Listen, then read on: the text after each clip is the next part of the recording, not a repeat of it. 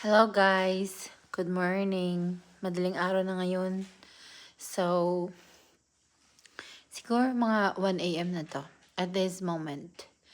Naisipan ko lang mag-video kasi sobrang tagal ko na talagang hindi nakapag-upload sa video. I mean, sa YouTube account ko. Pero usually, mga upload ko lang mga short video. Gusto ko lang mag-share mga na experience ko mga this past few months, few weeks, few days. Meron akong kukwento. Meron akong naging kaibigan. Tapos yung kaibigan na to, kamag-anak ko din siya.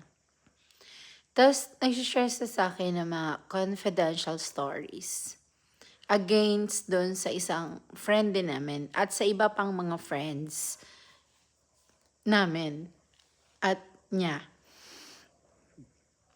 Ako naman, syempre, hindi rin maiwasan na makapagdagdag din doon sa mga nasasabi niya, di ba? Minsan, pinag-share sa atin, hindi rin maiwasan na makapagbigay tayo ng feedback. Naayon doon sa kwento. Tapos, yung isang friend na to namin, nag-share din yun sa akin ng against doon sa etong friend ko na to na kamag-anak ko din. Tapos, yung mga sinasabi niya against doon sa friend na kamag-anak ko din, hindi ko sinasabi. Yun.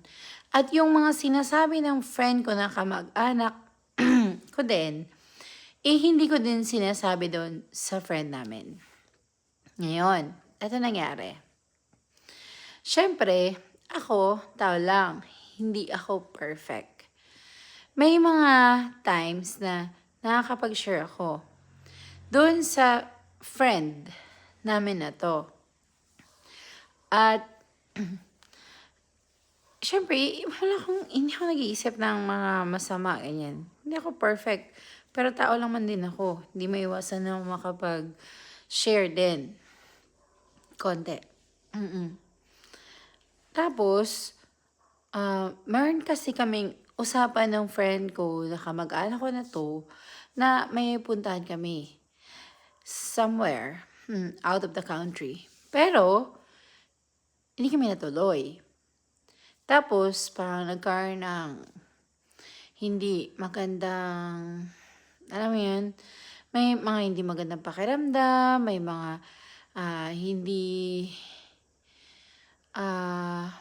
tawag din, may mga unnecessary na mga hindi inaasahang pangyayari. Mga, alam mo yun, may mga iba't ibang schedules na cancel, ganyan. Marami. So, syempre, ako not feeling well. So, parang bad mood din ako, na-upset din ako kasi hindi kami natuloy.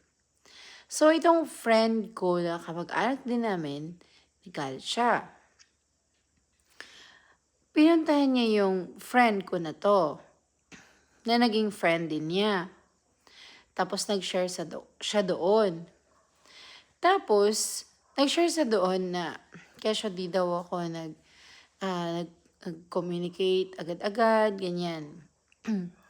Tapos, etong ano na to, etong friend ko na to, nagkita kami. Kwento siya sa akin. Ang sabi niya, sinabihan niya ako agad na naiintindihan niya daw yung friend ko na yon na kamag-anak ko. Sabi niya, parang nasaktan ako dun kasi hindi niya man lang tinanong kung okay lang ba ako, kung kamusta din yung feeling ko, kung maiintindihan man niya ako o hindi. So, sinabi niya agad sa akin na naiintindihan niya agad yung friend ko na yun na kamag-anak ko. So, yun na. Parang nasaktan ako sa part na yun. Pero, inayaan ko na lang. Hindi na ako masyadong magsabi or whatever na nagsabi na upset ako, ganyan. So, decision niya yun, di ba? So, prinsipyo niya yun. Yun ang gusto niya. So, niyan ko na lang. Tapos, after few days, i-short ko na lang. Ganyan. After few days, galit na galit siya sa akin. Sabi niya, masama daw ang ugali ko.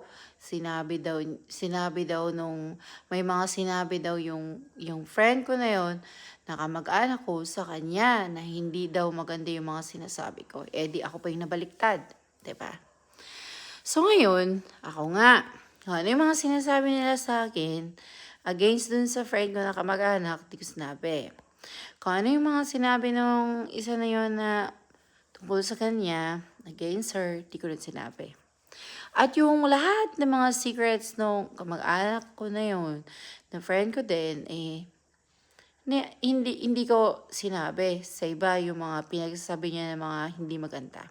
Kaya dun sa friend na yun. So yun na nga.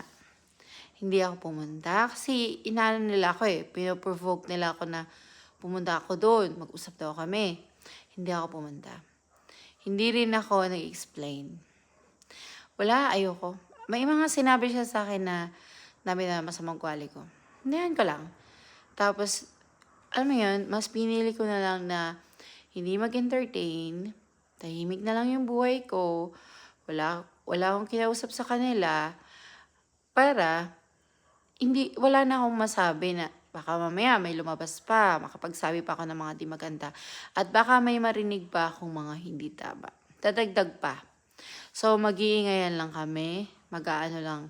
So, alam niyo yun, minsan, mas mabuti pang piliin mo na lang na wala kang ganong maraming kaibigan. Tapos, hayaan mo na lang para wala nang maingay. Di na maging maingay. Di ako perfect. Tao lang ako. Pero yung ganyan, yung pinagkatiwalaan mo ng sobra, tapos ilalaglag ka sa ere, di wow. God bless you na lang. Yan lang yung pinakamagandang mensahe ko sa lahat. God bless you. Yun. At saka, nakakatakot. Mga ganyang tao. Diba? Tsaka I'm not perfect. So, God bless you. Thank you. Love you guys. Thank you for watching.